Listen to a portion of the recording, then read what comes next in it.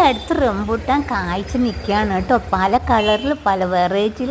അപ്പോൾ നമ്മുടെ വീട്ടിലും ഇതാ കണ്ടോ, അപ്പം നെറ്റൊക്കെ ഇട്ട് വവ്വാൽ കൊത്താതിരിക്കാൻ, കാരണം വവ്വാലിൽ കൂടെ നിപ്പ പകരുന്നു റംബൂട്ടാൻ, അങ്ങനെ ഒരു പേരുദോഷം കൂടി വന്നിട്ടുണ്ടല്ലോ.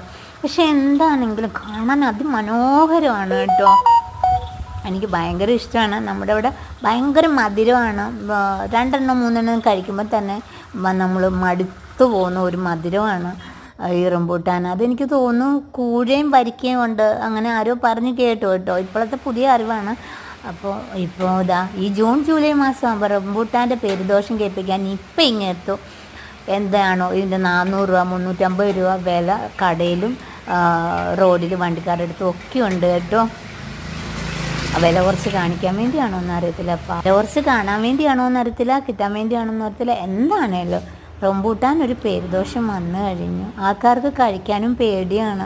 എന്നാൽ റോഡിലിറങ്ങിയാലോ വിലയ്ക്ക് ഒരു കുറവുമില്ല.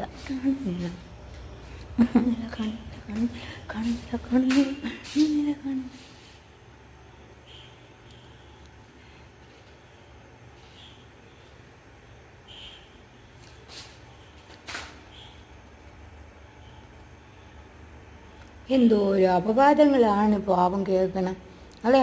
വെറൈറ്റി ഒരുപാട് എല്ലായിടത്തും പൂത്ത് കാഴ്ച പഴമായിട്ടോ ഫ്രൂട്ടായി കഴിഞ്ഞോ. പക്ഷെ ആരാണ് നിന്നെ അപകീർത്തിപ്പെടുത്തുന്നത്?